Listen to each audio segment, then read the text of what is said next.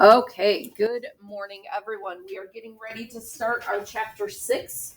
So we are learning about how things are changing, how the land changes hands, and how that's going to change the lifestyle and the culture of the American Indians, and what that all entails for them.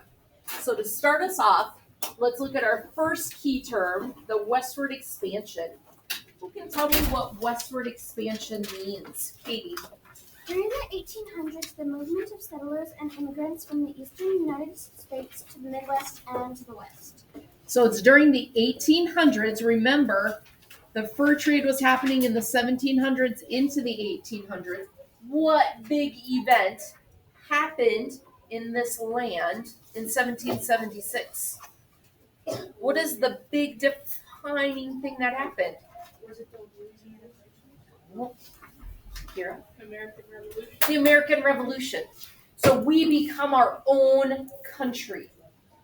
And now that we've become a country, we start to say, hey, we want our country to get bigger and bigger and bigger. We started off with just all 13 original colonies, became the first original 13 states. They were way over on the East Coast. Now we're going to be moving to the West, where all of that land is open. And we want to become a bigger country. We want to become more powerful. And in order to do that, we need all of that land to the west of us. So during the 1800s, that westward expansion is the movement of settlers and immigrants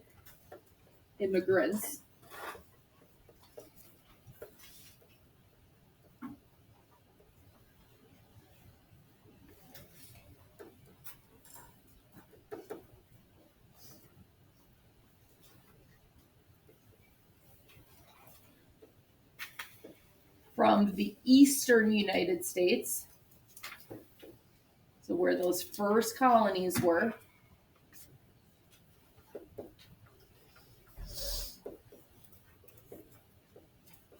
to the Midwest, and then all the way to the west.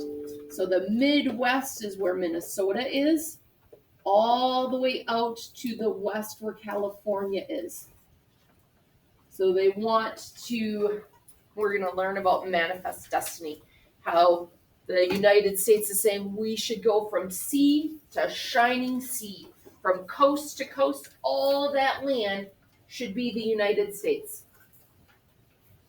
So we're going to see how that westward expansion pushes all of those white settlers across all of the land.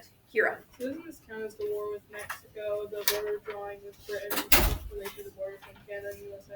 That kind of stuff factors in the wars that we had with other countries to solidify the land as being the United States land and not European or South American land. So yes, that does come into play. I don't know how much we're going to focus on it because we're up here in Minnesota learning Minnesota history. So we'll kind of touch on how some of these wars like solidified the United States land, but we'll have to see how much Minnesota plays a part in those kind of wars. What we're really going to see is how having that land coming across, the United States owning that land, they're settling on that land, what that means to the American Indians who've always lived there. Kira. So wouldn't it be important that like the point of Minnesota and then there was just a straight line, they had to keep deciding how long it goes? For what's Minnesota and what's another state? Not for what's Minnesota, like the state between the border of Canada and USA. There's like it went peak straight for a while. Yeah, and I don't know how much we're gonna get into the boundaries. So we'll see how much it's getting into the boundaries that were drawn versus how living on the land has changed over time. We know how the Ojibwe, how the Dakota lived for centuries. Okay, we learned about how spring, summer, winter, fall, how their life was, and now it's starting to change. We saw with the fur trade, they were starting to change how they were living, and we're going to see how it's going to drastically change now with all of these settlers coming in. So we have the treaty. What is a treaty? A written agreement between two or more nations. Good. It's a written agreement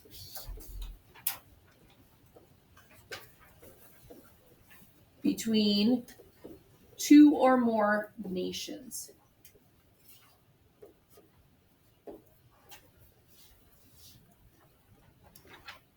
So we've talked about alliances and how people formed an alliance. That was informal.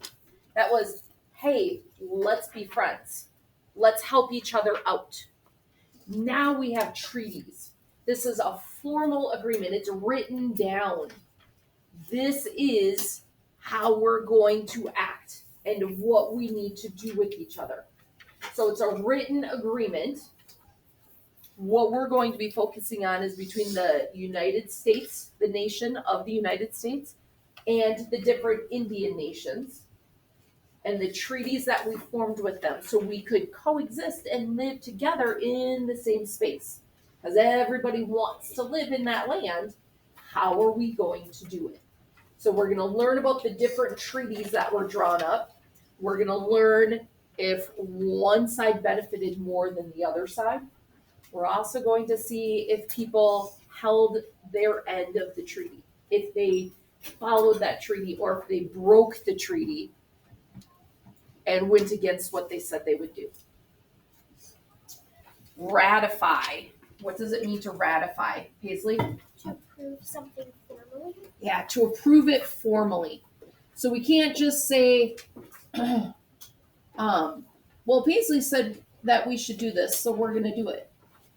It can't be informal. It can't be one person saying, yeah, I think we should do this. It needs to be the group, the governing group, the leaders agreeing on it. It needs to be a formal agreement. So it's not, yeah, Briggs says we should do it, so I guess we're going to follow what Briggs is saying. So maybe we'll do that. Oh, wait, Owen wants to do something different. This is a formal approval. So everybody comes together and they agree on it and say, this is what we will do. The territory. What is a territory? Katie? A part of the United States that is not within a state, but is organized with its own governing leaders. So it's a part of the United States, but it's not actually a state.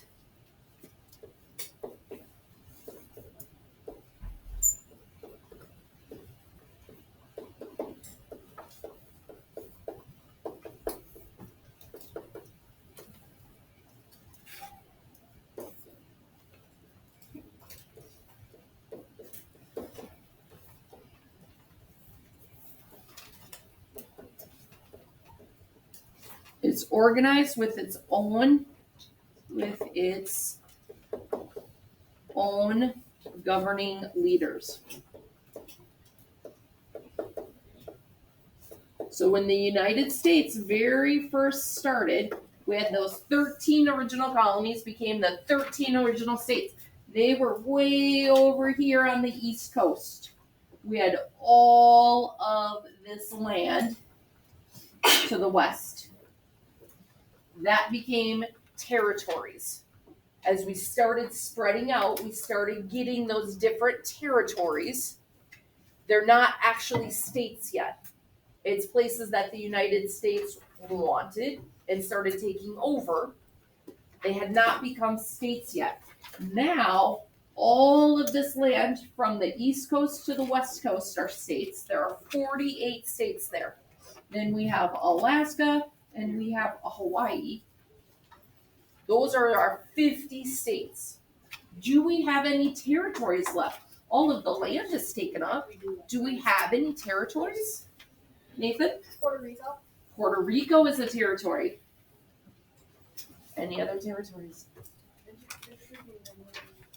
Guam. Guam is a territory. Cuba. Cuba is not a territory. Cuba is its own country. The Virgin Islands, I believe. Mm-hmm. Yeah. So we have territories. These islands, like Hawaii, was a territory until the late 1950s. Is it 57 or 59? End of the 50s is when that island, the Hawaiian Islands, became a state. They had been a territory. So now we still have some territories, some islands that Somebody in the last class asked, well, are they going to become a state? Because these territories, as we moved west, they became territories and then they became states. Some of these territories don't want to become states because they want to hold their independence. They want to have their own governing leaders and just be associated with the United States, be a territory of it, but still be able to run their land the way they want to. So I don't know of any specific talks to try to make any of these territories into a new state, but there has been talk about it. Should Puerto Rico become a state? Why? There's pros and cons. There's people who want it and people who don't want it. So there's always conversations about it, but there's nothing that's being done to actually make it a reality right now. So there's just conversations. Annuities. What is an annuity, Maddie? It's an annual payment of fee and money that U.S. government pays to American Indians in return for their land. So it's an annual payment of food and money that the U.S. government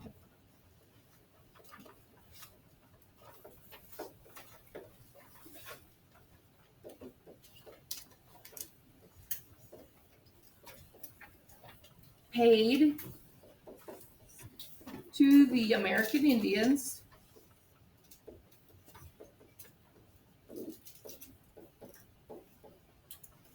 in return for their land.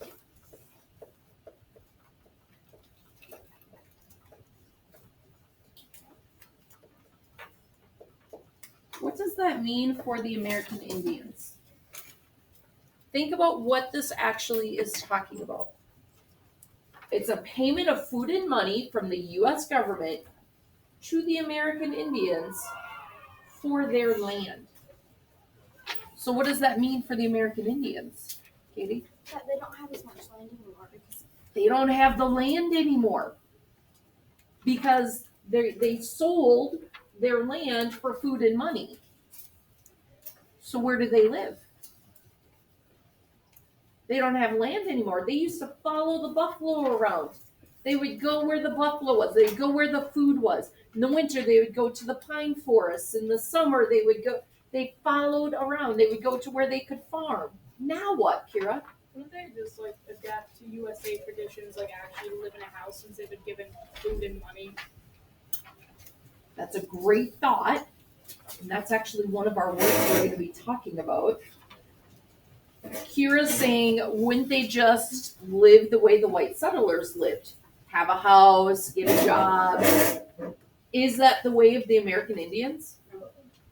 Think about what they're used to. They're used to being able to travel around and just live simply, having a house that they can take down and move in a day. It's portable. They just go where the food is. That's what they know. That's their lifestyle. That's what's important to them. Now, they don't have that land to be able to move around on. Who knows where it is that they have to live? Maybe. reservations. The reservations. That reservation is land that was set aside or reserved. That's how it got its name. So land set aside or reserved by the U.S. government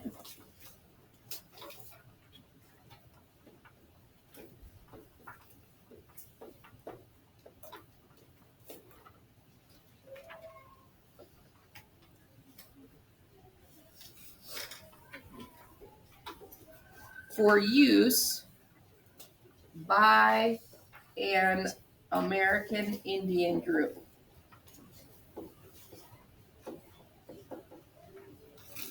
Now, if we think this through,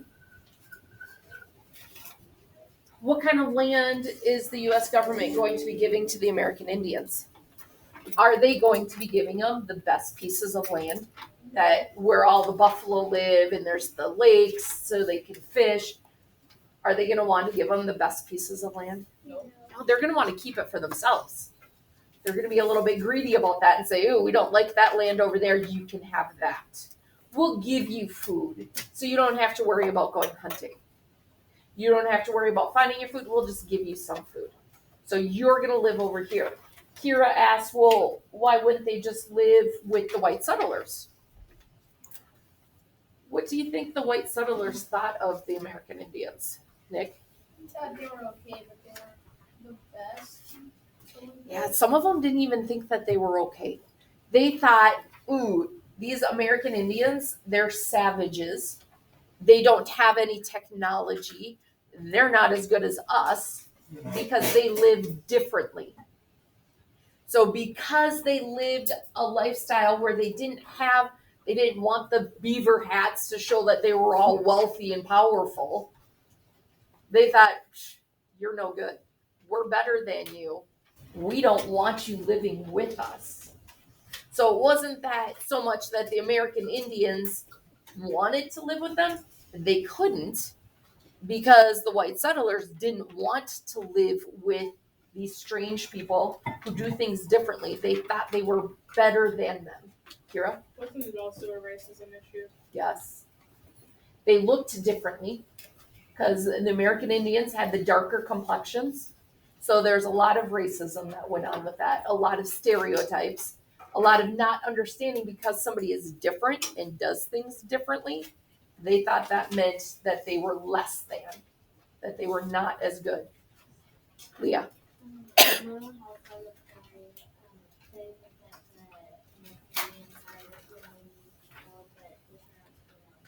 Yeah, there was a lot of settlers that were very scared of the American Indians.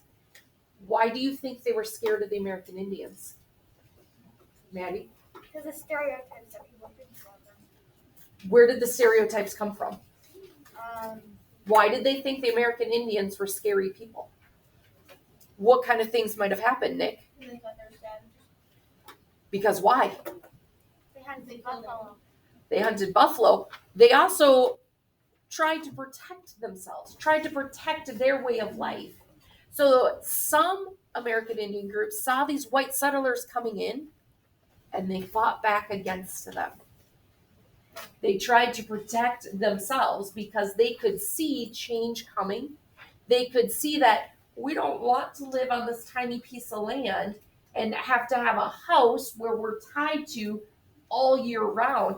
We're used to living the land and being able to go where the buffalo go, being able to roam and be free and just be able to live our simple life.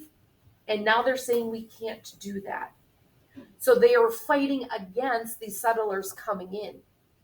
So they have that fear of the American Indians because there were American Indians that fought them because they were trying to protect their life. And we're going to see the negative side of this westward expansion. We're going to see the negatives that happened to the settlers, to the American Indians. It wasn't easy and it wasn't good. There was a lot of bad things that happened. And this is just our history. This is how it happened. The white settlers were taking over. Whenever a group takes over another group, it doesn't go easily. And it's not smooth. So we're going to see why there was that fear, because it was a legitimate fear. Okay, there was things that happened that they should be scared of, but we also have to look at different perspectives. Why were these things happening? So this is why it's so important that we talked about those perspectives back at the beginning of the year, because the white settlers are going to have a different perspective than the American Indians, who are going to have a different perspective than the United States government. So everybody brings in their own perspective on why and how things should happen.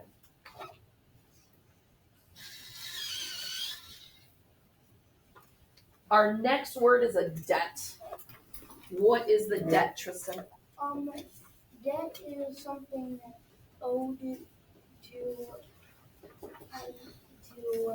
someone else, nations or countries. It doesn't have to be that big with nations or countries. It's something that's owed, such as money, goods, or services. So a debt is something that you owe.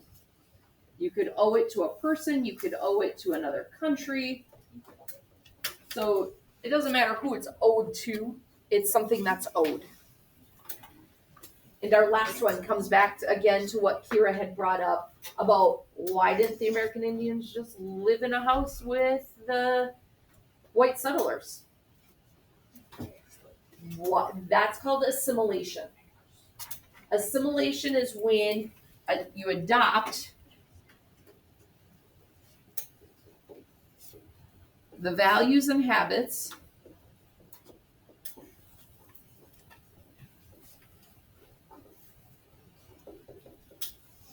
of a larger group.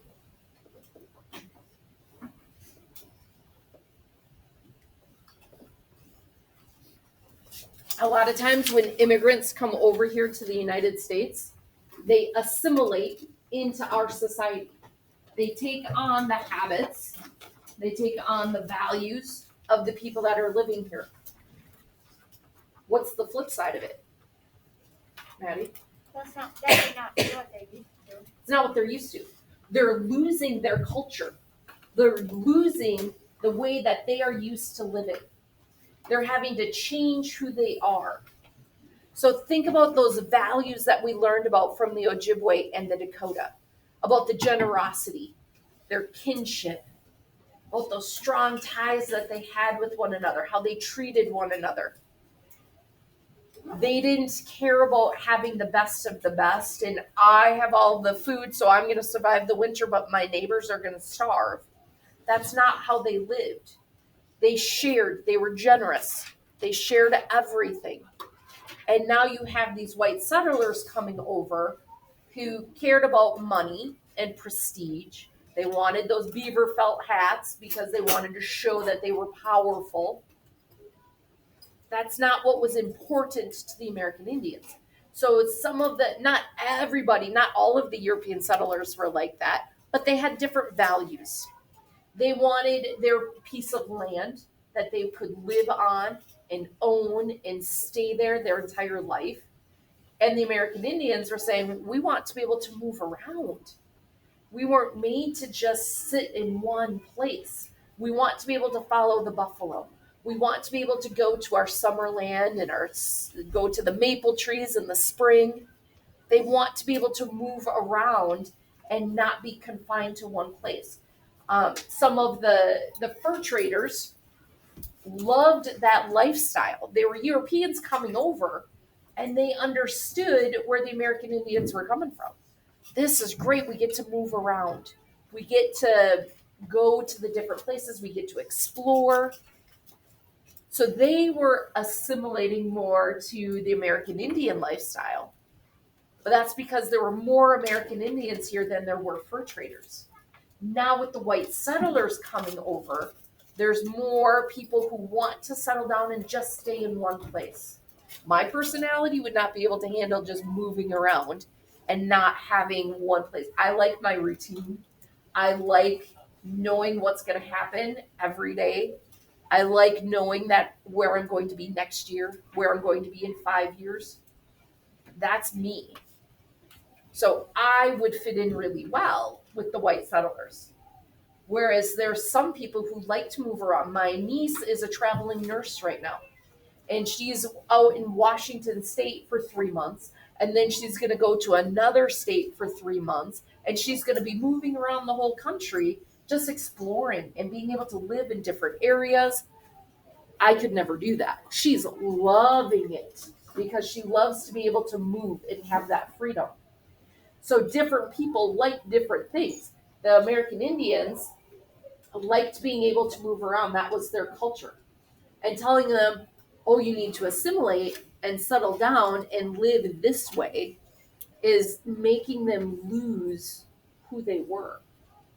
So assimilation can be good, but with everything, there's pros and there's cons. And we're going to be learning about the pros and the cons of all of these things. So this chapter is really going to show us a lot of good and bad that happened in history.